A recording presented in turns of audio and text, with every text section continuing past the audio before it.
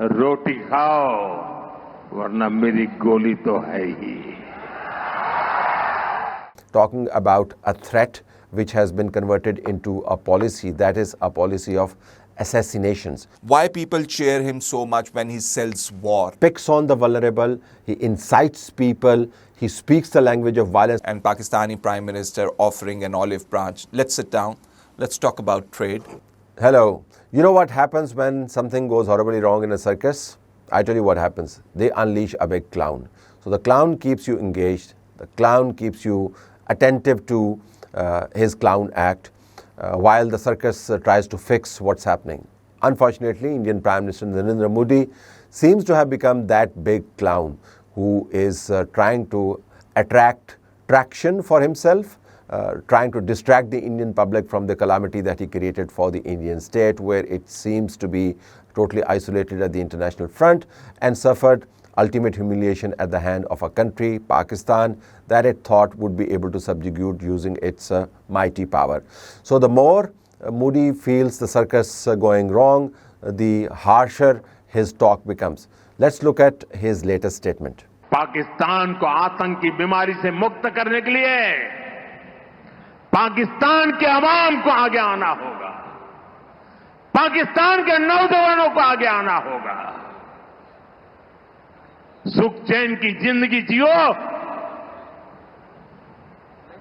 रोटी खाओ वरना मेरी गोली तो है ही.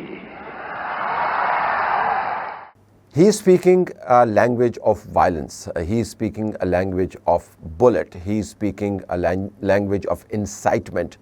He is talking about a generational warfare. It is not really confined to the context of the recent border skirmishes as we now see them, expanding into war as we experience them, and then threatening this whole subcontinent with the possibility of a nuclear showdown.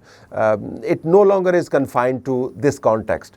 He's talking about taking this war, this threat of nuclear annihilation, this destruction of an entire civilization to the next generation. So he talks to from the podium where he is standing, a political podium, to the youth of Pakistan. But he is not really talking to the youth of Pakistan. If you listen to his statement, he is actually talking about a threat which has been converted into a policy, that is a policy of assassinations. He could have mentioned the missiles.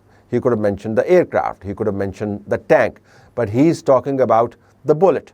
The bullet India of Modi has been able to use somewhat effectively in Canada, where they assassinated Sikh leaders, in the US, where they attempted to do the same thing, in Pakistan, where about 19 people were assassinated through the hired guns, and a couple of other areas. So the entire circus of violence that he created on the border went wrong.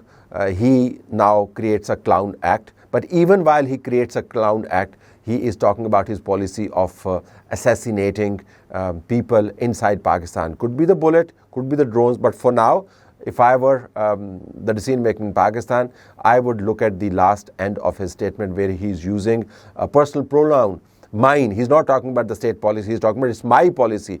My bullet is there, and that mine is his own policy, and the bullet is a metaphor for the assassination that he is going to carry out in Pakistan. So if I were to look at his statement, I would say that it is a clown act trying to distract the public on an election campaign, but at the same time, a big policy statement of the things to come. Well, his mood reflects a little bit of everything, really. The madness has frustration in it as well. Frustration over losing to Pakistan. And I was also looking at the crowd which was cheering Modi, and it appeared to me that people are like dummies or what. So, you know, it's my reading of the situation, this is how I look at it. Why people cheer him so much when he sells war? Why people cheer him so much when he's selling hatred against Pakistan? That needs to be looked into. But the point that I would really like to focus on is the fact that over 35 days have gone by and Pahalgam attackers remain at bay. There's no proof which has come forth. Modi is frustrated over the defeat. Pakistan handed it over. And people in India, they're asking continually, where are the proof of Pakistan's attack? Where are the proofs of Pakistan's win? I would suggest that look at the newspapers, international newspapers. Don't please look at your own press. They will feed you with a lot of disinformation. So look at the press, the foreign press. They will tell you the planes were shot down. Look at the press. They will also tell you great details about how Pakistan waged this electromagnetic warfare, which helped it succeed. So please go over that. The Modi's statement today is full of hate, full of anger. And then if you look at their world tour to tell people that they're doing great, that they were right in launching Operation Sindoor, and you match it with whatever is happening in India. Look at this poor girl, Milla Magee, only 25 years old. She had to pull out of this beauty pageant in Hyderabad. And you know, the things that she is saying, I mean, you look at them and you feel so disgusted. She's saying that she was made to feel and sit like a performing monkey.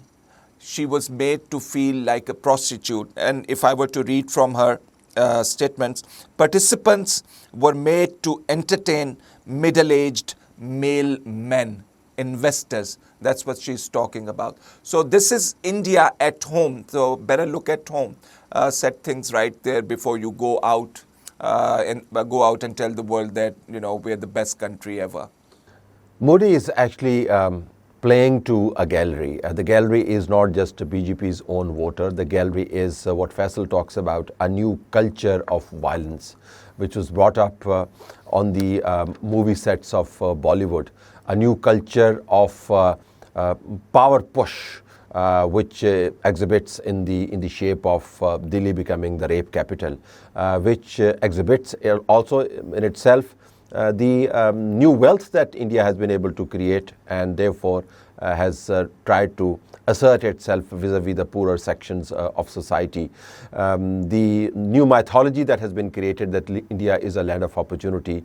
The middle-aged men who were oogling at this contestant who had to pull out, that Faisal referred to, essentially epitomize the new India, which has made money, which has not created an attendant culture of peace and ease and forbearance and coexistence, and therefore bent upon shoving itself in everyone's throat, be that a performing artist, be that a neighbor, or be that the person who doesn't share the religion. So this is the new culture that Modi is actually pandering to. However, there are people who know his game, who know that his circus is under a lot of stress, under a lot of strain, while the culture of New India does kind of support his clown act, but he is under a lot of stress. Listen to this interview by Yashwant Sinha, person who understands the dynamics of politics better than most people, and he contextualizes what Modi actually is doing in India. आप भूल गए, बिहार का चुनाव आ रहा है। अच्छा, भाई पुलवामा हुआ, चुनाव आ रहा था, उरी में अटैक हुआ, तो उसके बाद सर्जिकल स्ट्राइक हुआ, और पूरी तरह से फायदा उठाया गया। चुनाव में मोदी जी का भाषण हुआ, जिसमें उन्होंने कहा कि फर्स्ट टाइम वोटर से मैं अपील करना चाहूंगा कि पुलवामा के शहीदों के नाम पर वो एक वोट हमको दें। अब बताइए, नेशनल सिक्योरिटी के इशू को, पुलवामा के शहीदों को पोलिटिसाइज कर दिया। और इसीलिए अभी जो कुछ हुआ वो मैं मानता हूं कि पूरी तरह से वो बिहार के चुनाव को ध्यान में रख के किया जा रहा है। और अभी ये जो तिरंगा यात्रा और ये सब लेके बीजेपी खुद क्रेडिट लेना चाहती है। बीजेपी के लोग अब चालू हो गए हैं ये कहने में कि साहब देखो कितना कमाल कर दिया मोदी जी ने. So Yashwant is telling you something very important. He's contextualizing what Modi is all about. Modi's politics is steeped into violence. That violence is given the name of a religious ideology. That ideology is given the fangs of new money, and then that is shoehorned into his politics, and that politics is now weaponized. So this is the entire construct of Modi. He picks on the vulnerable, he incites people, he speaks the language of violence, and unfortunately, more he speaks, the more we realize that he is resonating with the new Indian culture, and that is actually quite a frightening thing. What goes around comes around. Modi would have to reap whatever he is sowing. That's how I look at it. Internationally, things have changed for Pakistan. Pakistan is on a world visit. Prime Minister has visited Turkey.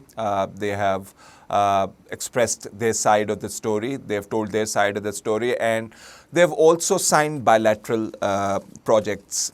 And I believe Pakistan is benefiting from this. I believe Pakistan is benefiting from post-war situation. And now in Iran, the Prime Minister has offered an olive branch to the Indian Prime Minister. What a stark difference between news coming out from these countries. India's Prime Minister is saying, be warned, I carry a gun, or I can shoot you, or I can kill you. And Pakistani Prime Minister offering an olive branch. Let's sit down. Let's talk about trade. Let's talk about water. Let's talk about all outstanding contentious issues. It's a contrasting image, an image which hopefully will be able to tell the world which way the ball is bouncing here in South Asia, where reason sits and where the warmongers are, where you would find friends of peace and where you would find enemies of sanity.